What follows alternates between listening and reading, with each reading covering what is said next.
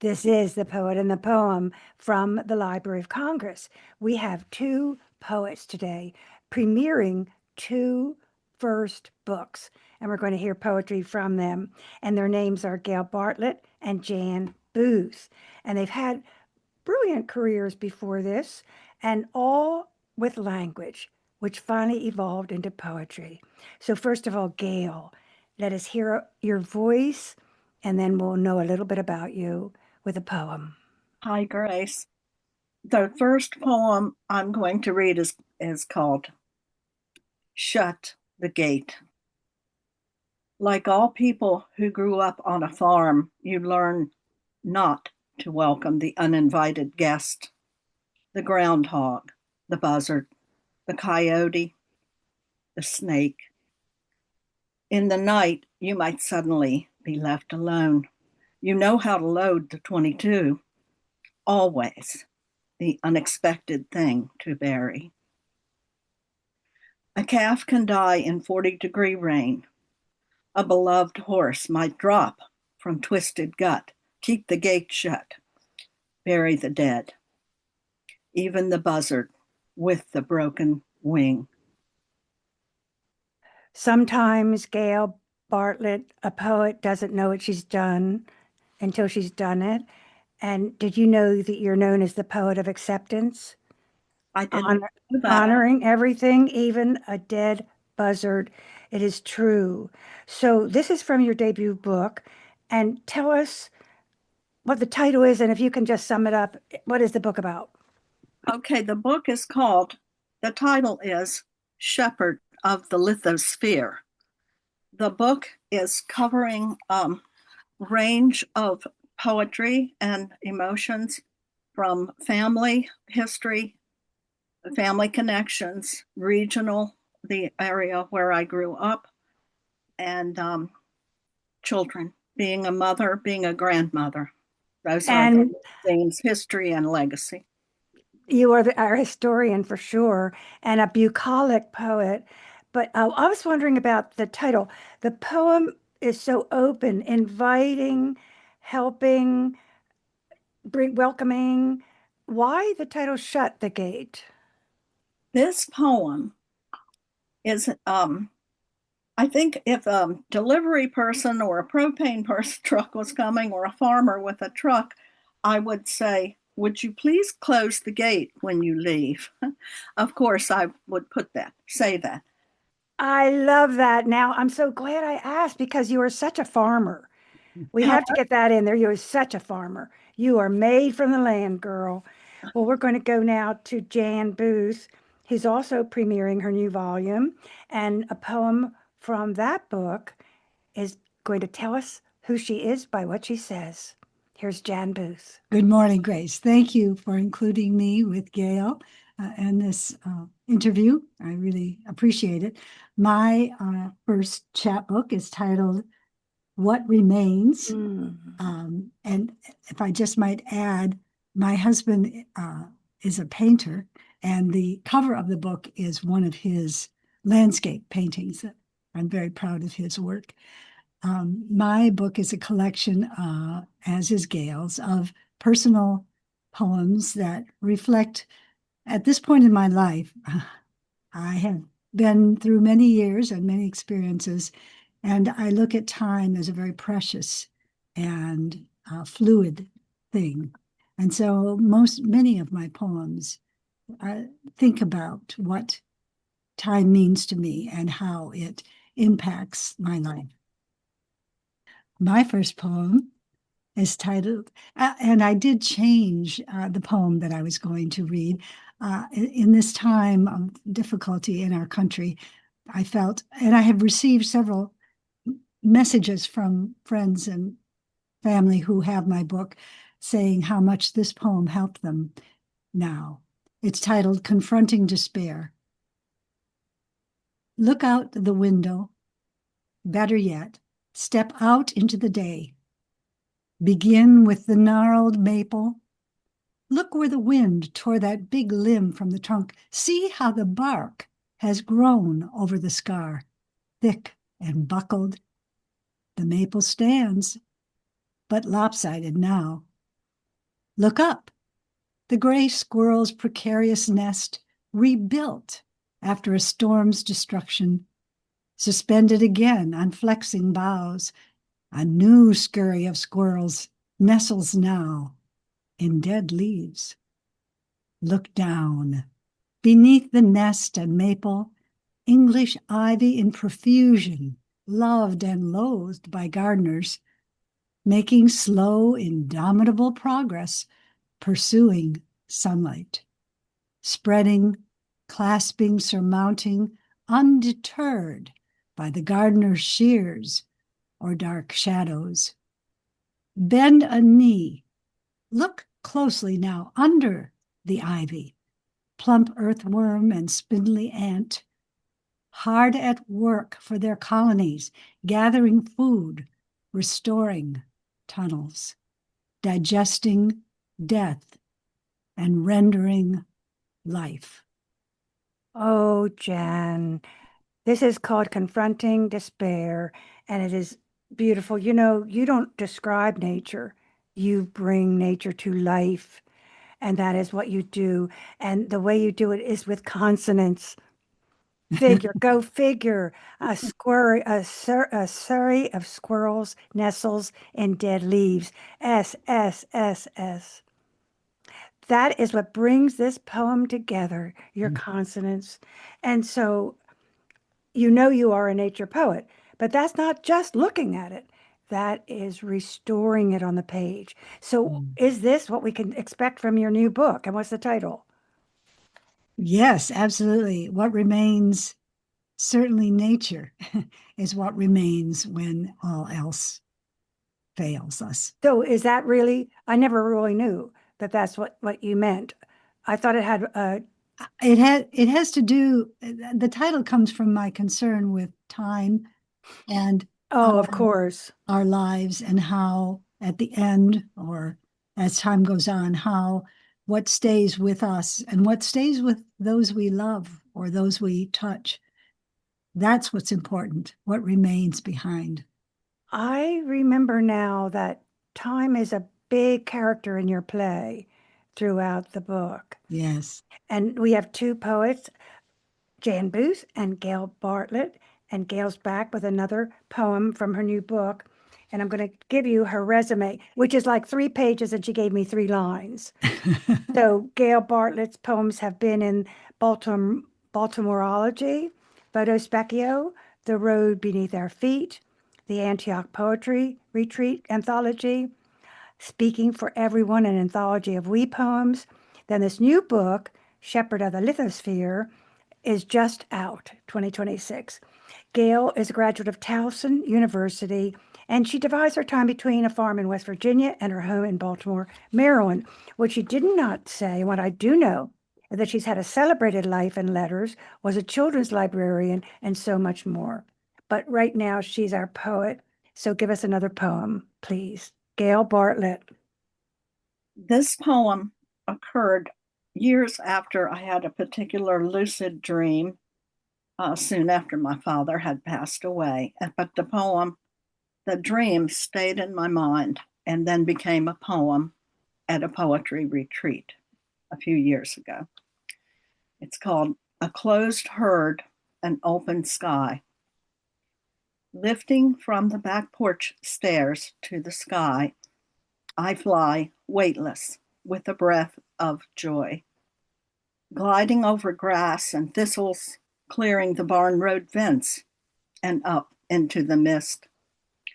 Rising above the clover to sight the north ridge, I feel how effortless it is to stay afloat. But I must keep flying forward or gravity will pull me down. Holsteins graze on pasture. Soaring beyond my path, I hear the cry of the red-tailed hawk's warning screech, demanding that I bank to the left and turn my attention to the cropland, the open, rolling green fields. Glancing toward the old orchard, I swoop low for a closer look. 24 yellow townhouses stand, fumes of fresh paint, where apple trees stood. I am soaring with the red-tailed hawk to home. Mm. Landing lightly, I walk up the old stone steps to the porch. There is work to do, years of work to save this farm. I wake and put my feet down. No townhouse will ever stand there. Mhm. Beneath an open sky, the red-tailed hawk hunts. The closed herd thrives with healthy calves. The fences hold. The fields produce feed for them. 140 apple trees stand. Just ending with that one determined word, Gail, this is really a pleasure to hear, starting from weightlessness and then landing lightly. But what passion! You are so stubborn. From flight to reality, listen to this. There is work to do, years of work to save this farm. I wake and put my feet down. No townhouse will ever stand here. That is absolute passion.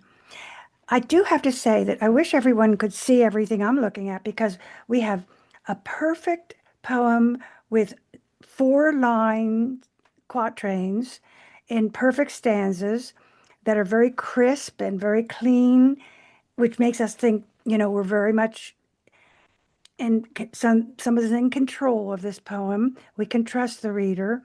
And it's just, I think it's one of your best. Do you like it? I love it. I love it. That's why I wanted to read it today. I love the idea that it takes a long, long time to plan to keep a farm running. It all looks the same from day to day, but yet there's the cycles and the continuity. And this poem is about regeneration. It is. And it's about you. It doesn't happen without you. I know the tenacity you have about your farm, and it is something very difficult for me to understand coming from a city. Well, this plays into Jan's theme of what remains, Mm. regeneration, stagnation, or regeneration. And sometimes you must choose regeneration. When my father had passed away, it's easy to go and visit your parents and say, I'll paint a fence. I'll help with this. I'll fix the porch. And then when your number is up, when you're at the top of that hill, that mountain, and you're responsible, it becomes very different. That is beautifully said and very moving. And I think we can all relate to it no matter where we come from. So Yes. that was a poem from her new book. And Jan is going to go back to her poetry with us. She's from Michigan, and she's going to prove it to you. Thank you, Grace. Yes, this poem, as Grace points out, I'm from Michigan originally and grew up there. My family is mostly farm folks. And the poem I'm going to read, titled Michigan Morning, sort of reflects my childhood, youthful experiences to some degree. Michigan Morning.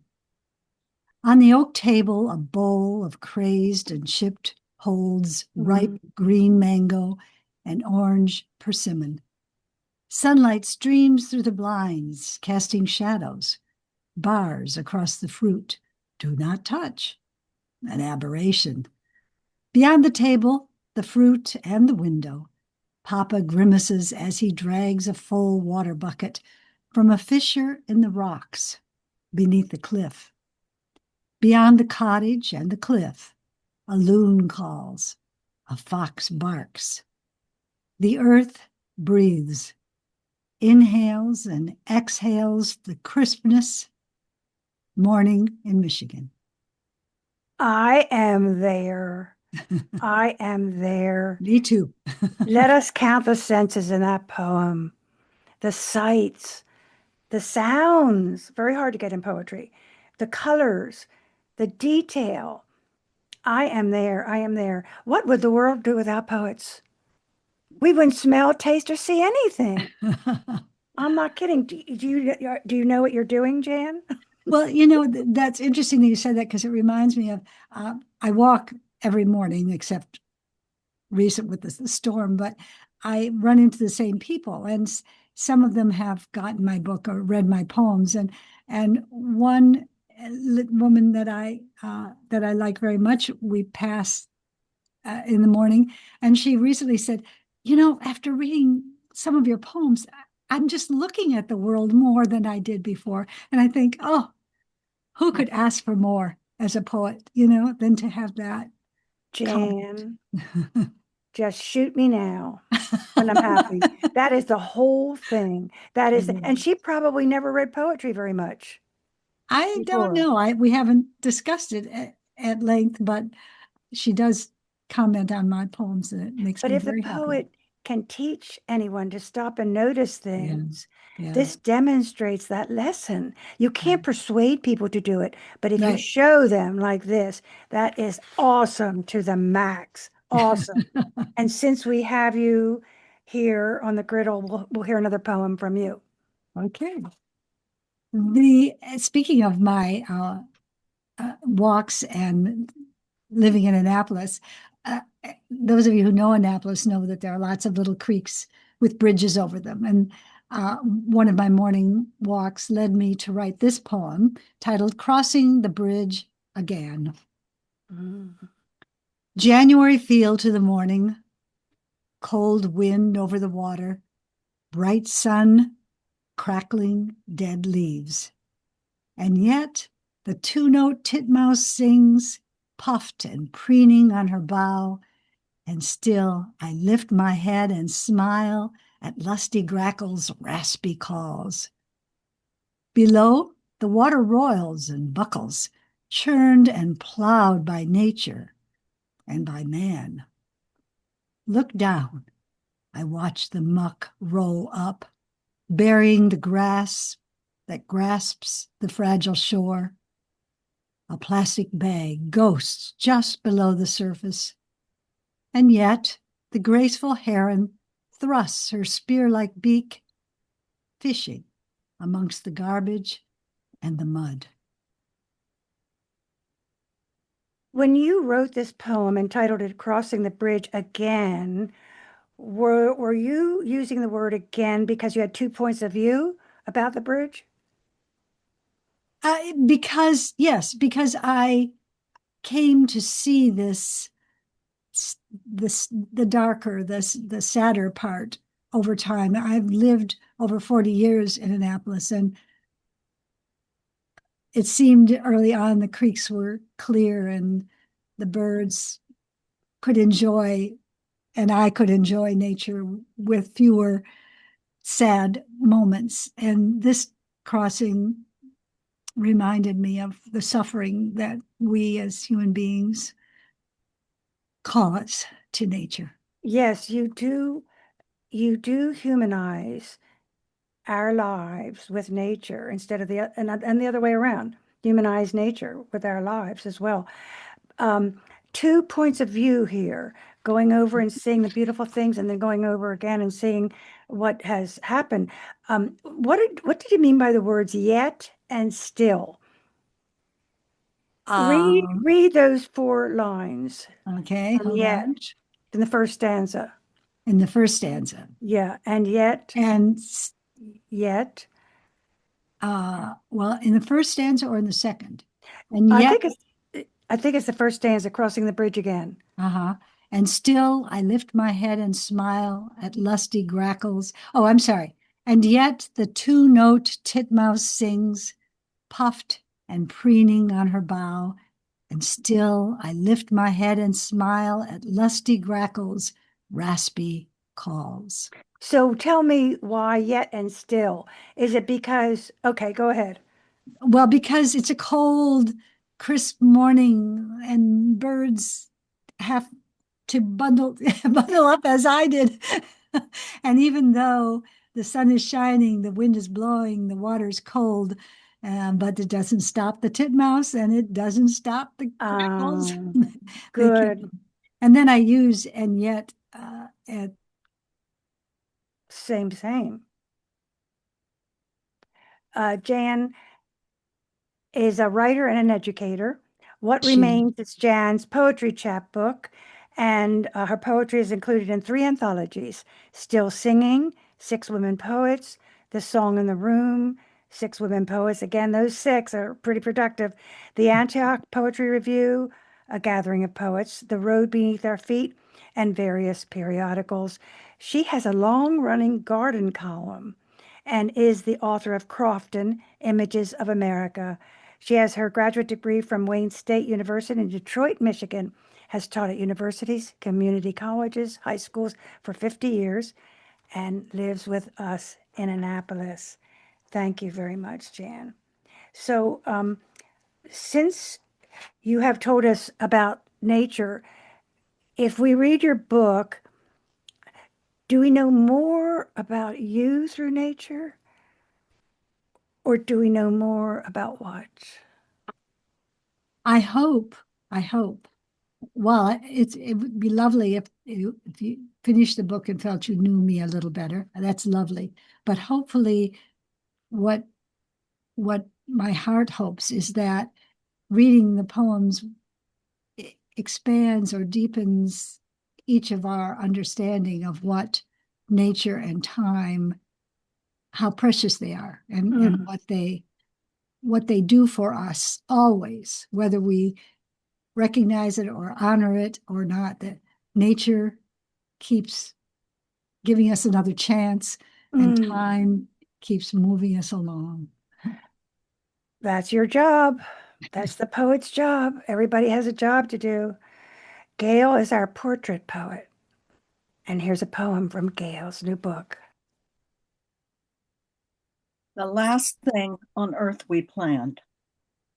We planned the Medea cast party when you were 20, and the Thanksgiving dinners. You rearranged furniture. On Christmas Eve, we attended midnight mass at the Cathedral of Mary Our Queen, the two of us. After the egg hunts, early church, and Easter cakes, we planned Jeanette's baby shower long distance. You planned your second son's birth for December, winter break from medical school, and you were exhausted. Then back to cardiology in January. I was there singing to my grandson in the early morning rain. We love to make pros and cons lists, two visual learners discussing, comparing your choices for college or career. Two phones and two laptops working last April, simply filling out pages of paperwork, doctors, treatment dates, necessary. Almost the last thing on earth we planned. The church service in December, the gathering of family and friends, lunch at the farm with flowers on the tables. Never on earth did we plan that. This is a portrait of a relationship, but using the calendar months is so crafty, just such a good thing, because it is a power poem which breaks the heart, but the way you structure it so that we keep following it through the calendar months is really, really brilliant. And the couplets that hold the tension so tight inside two lines, calling it carrying the clothes, calling it carrying the clothes. That's what you said last time. Well, that's the one that I also. We're going to hear that next. But tell us about how you managed to get through that poem on the page, pen page. That poem is a tribute. It's an honor for my daughter Alicia and her passing. And as a mother, and we had a very close mother-daughter relationship. Not to say that we didn't sometimes butt heads, because she's just as stubborn as I am. But I tried to follow my intuition. And of course, I love couplets, and I love to write in couplets. And the title, it was a few months, I think, after Alicia died in 2021. I kept thinking, we didn't plan that. We plan all kinds of things, we're planners, but we didn't plan that. So I had the title, The Last Thing on Earth We Planned, and I let the poem lead me. When I finally sat down to write it, I guess I was trying, still communicating quite a bit. with Alicia, with her spirit and her, because we spoke or texted almost every day. And I kept thinking these little ideas. Like, I hadn't thought about the Medea cast party for years. I had thought about my grandson, of course, and her illness, but I just kind of felt like she was with me as I wrote it, to kind of get the right things to say, because she was 49 years old. I could have come up with hundreds of things we planned, vacations and whatnot. That's interesting. But These are crystals. Yeah, but you know she helped you write it. You know she's I, listening. I did feel that she did Well, write it. we're dedicating this poem to her. What is her name? Alicia. Mm, she's here. She is here. But craft will carry you over the waters. Craft will do it. Just the way you gave us something to hang on to, a lifeline. You know, if I felt like, what are those things people go across canyons on, swinging on those ropes? What is that called? The zip line, or Yes, that's your zip line, the calendar, and that's what keeps you managing to go to the next month, to the next stanza, to the next thought, to the next feeling. And I say that poets who memorialize make death beautiful. And I thank you for that. And while we have you on the griddle, let's have another poem. okay. Carrying the clothes. It wasn't hard to carry the clothes out of the small cabin to the car, say goodbye, and drive to Baltimore. After crossing the mountain, the clothes rested for 2 days in their fleecy warmth and silky smooth memories of living on you as you flew up the subway stairs, smiling. Keep up, Mom. I'm trying to keep up. I'm right behind you, carrying the clothes home. There's not a sweeter poem, a simpler poem, or a better poem than that about relationships, about Some of life. mine are quite short, and I'm okay with that. Oh, I like short poems. I'm more than okay with that prize-winning poem. And just the mystery of the poem, using clothes as representing a life, then the clothes were who they were on, where they were, and then the last two lines. I'm trying to keep up. I'm right behind you, carrying the clothes home. And I love the center in their fleecy warmth and silky. Mhm. We know what kind of a person she was by Mhm. that. That's a just love the way you use clothes representing a person. That is, Thank you, are Grace. you pleased with it?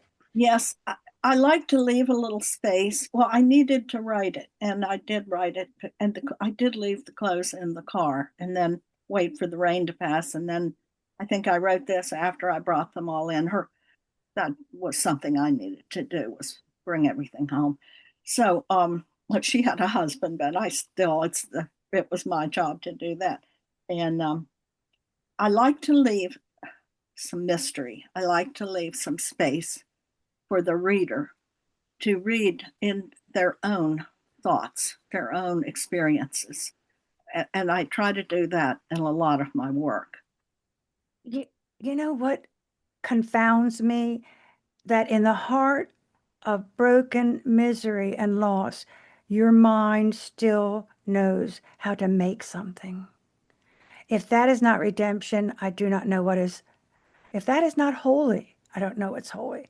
That in the heart of pain, you can make something. Well, that Thank you. saves you. It saves you to make something. It's She's permanent. She'll live longer than we will, Gail. This that poem, she will live longer than we will. What a thing you've done.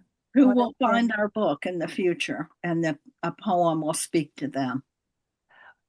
I have not lost a daughter, and I've gone through your grief with this poem. So you make us one. Unity is what the poet does in the world. It unifies where everything else breaking apart, the poet unifies. And so does Jan Booth, who's back and here with a poem, who will also unify.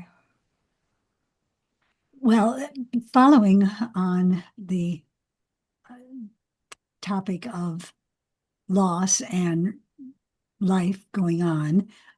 This poem reflects my interest in nature and in the aging process and what remains when we are gone. It's titled Eventide. Beside the lake's wooded shore, a birch bark canoe lies rotting, collapsing as if crushed by a careless giant. How long ago was this decaying vessel a pliant birch? White bark, green leaves reaching toward the heavens? How long ago did this trunk glide freely across this sheltered lake? In time, my eyes adjust. I see more clearly now.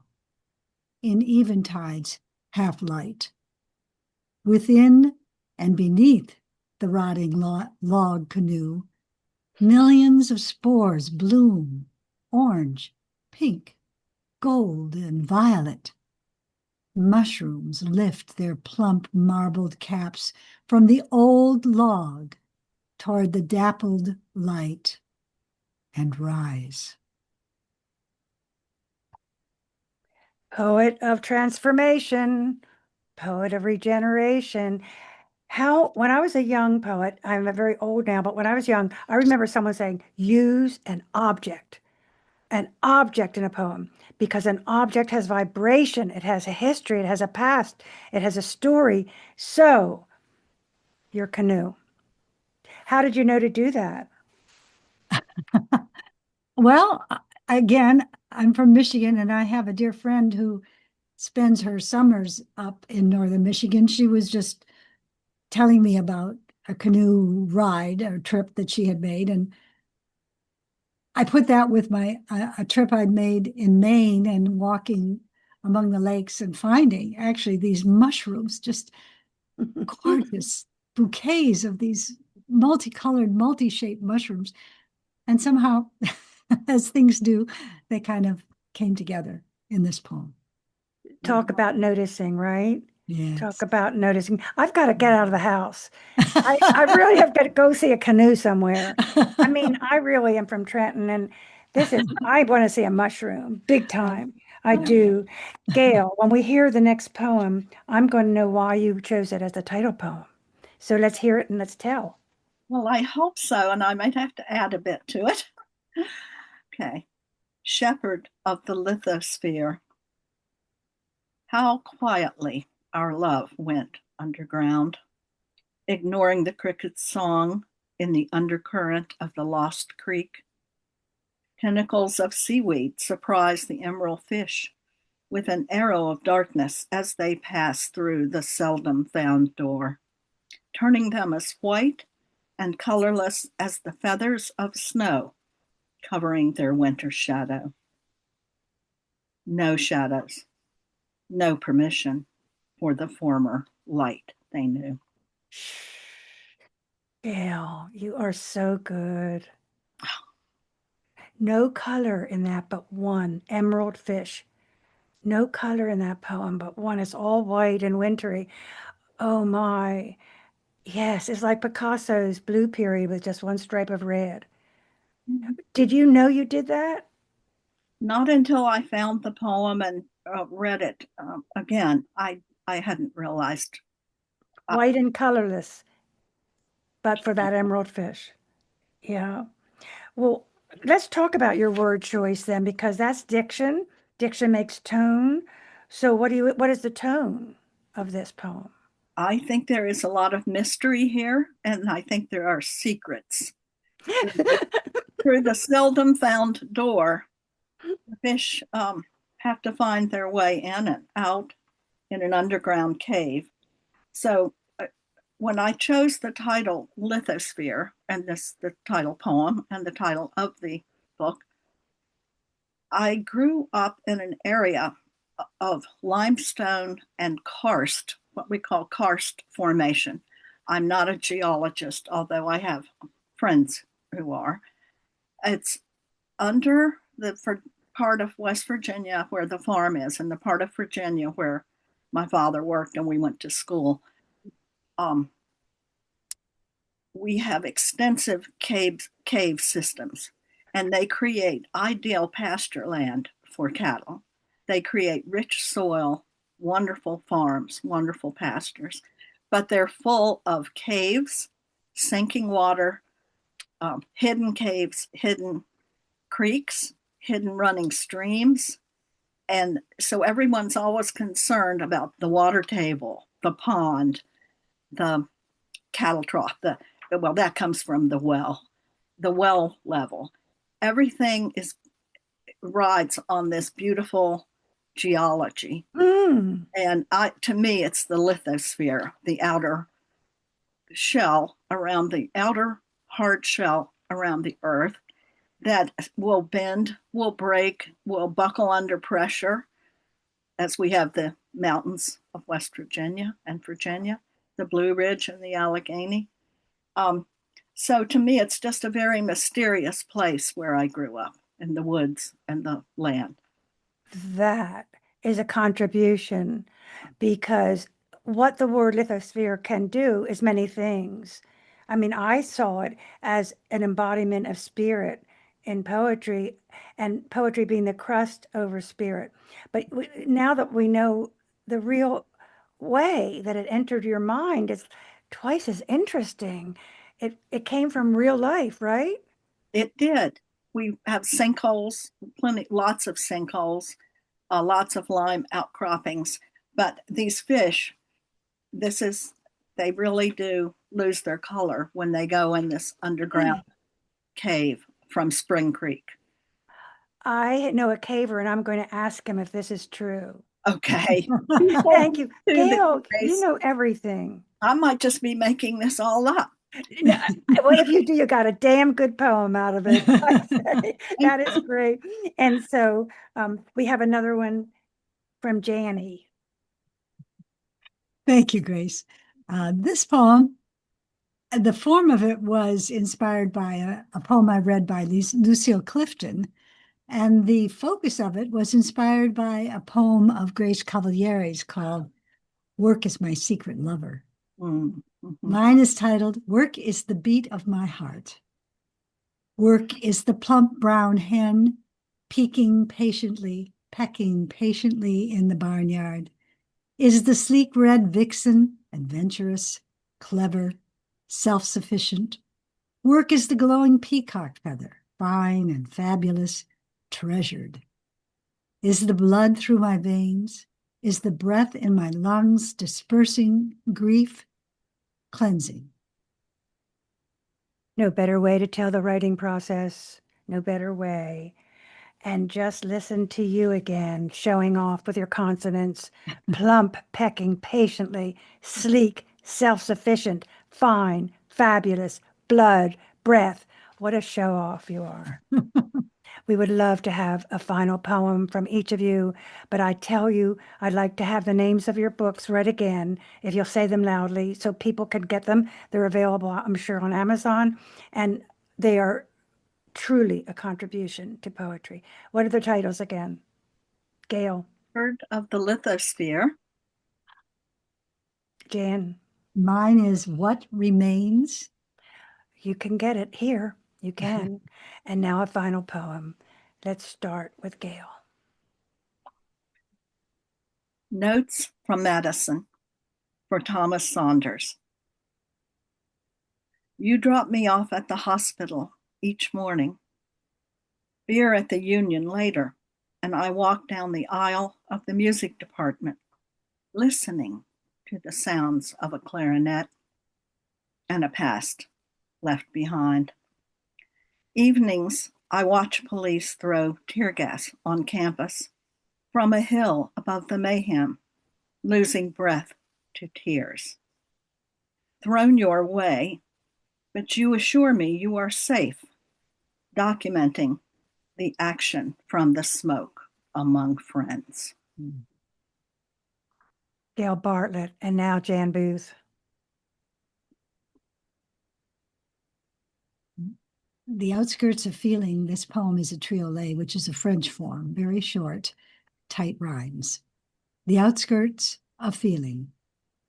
It's taken a lifetime for me to know the sound of a wild heart in repose, the colors of joy in a far meadow.